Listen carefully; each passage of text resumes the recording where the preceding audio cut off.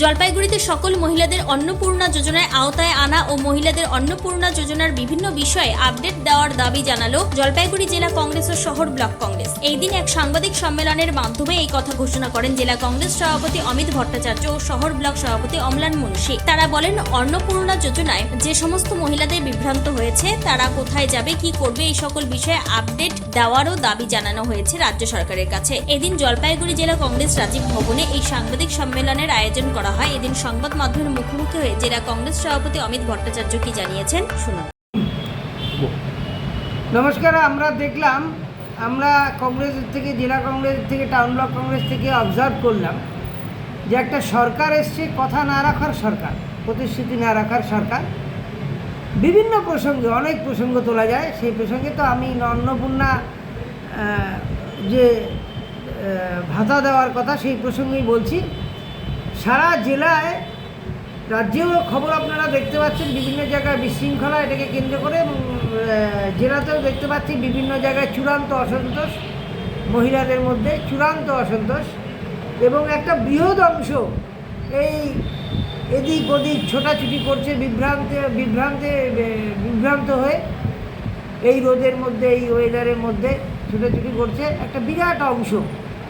তো তারা কোথায় যাবে বুঝতে পারছেন না, কী কারণে তারা পাচ্ছেন না, এখনও ফর্ম ফিল আপ করার পরে সেটাও বুঝতে পারছেন না। একটা চূড়ান্ত হেনস্থাকর পরিস্থিতির মধ্যে দাঁড়িয়ে আছেন। এর পরিপ্রেক্ষিতে আমরা ব্লকগুলোকে বলেছি, সাংগঠনিকভাবে ব্লকগুলোকে বলেছি পরিস্থিতির উপর নজর রাখতে, মানুষের পাশে দাঁড়াতে, প্রয়োজনে মানুষ সাহায্য চাইলে সেই সাহায্য নিয়ে মানুষের পাশে দাঁড়িয়ে আধিকারিকদের সাথে কথা বলার জন্য। এই বিষয়ে শহর ব্লক সভাপতি অম্লান মুন্সি কি বলেছেন? দেখুন, 25টা ওয়ার্ড নিয়ে জলপাইগুড়ি পৌরসভা, এবং জলপাইগুড়ি পৌরসভার অন্তর্গত মা বোনেরা বর্তমান রাজ্য সরকারকে বিপুল পরিমাণে সমর্থন করেছিল, সেটা আপনারাও জানেন, আমরাও জানি।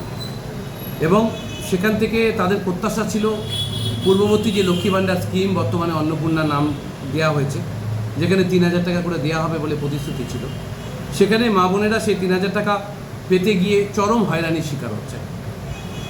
আজকে দেখা যাচ্ছে যে পরিমাণ ফর্ম ফিল আপ হয়েছিল তার 40% মা বোনেরাও সে টাকা পাচ্ছে না, এবং কত সংখ্যক টাকা পাচ্ছে, কত সংখ্যক টাকা পাচ্ছে না, এই নিয়ে জেলা প্রশাসনের থেকে কোনো সুনির্দিষ্ট ডেটা যে মানুষের জন্য প্রতিনিয়ত দেওয়া হবে তার কোনো ব্যবস্থা নেই।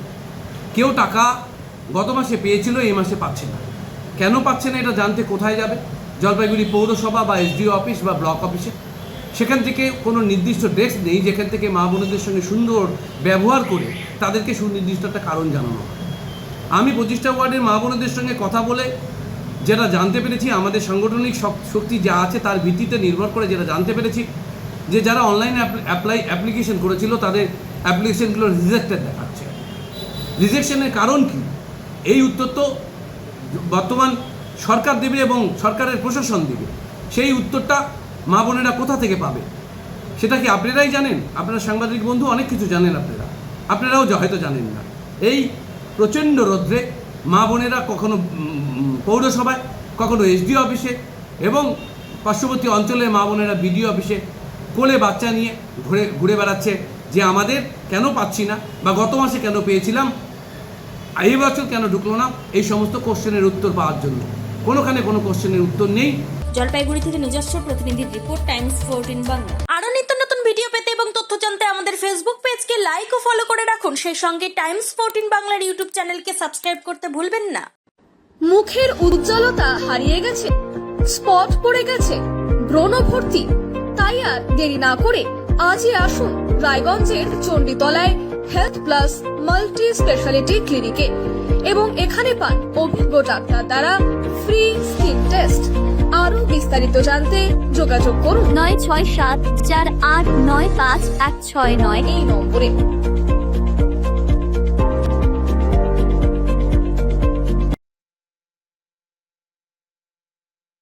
আজ তোমার বিয়ে সাজলো নতুন সাজে।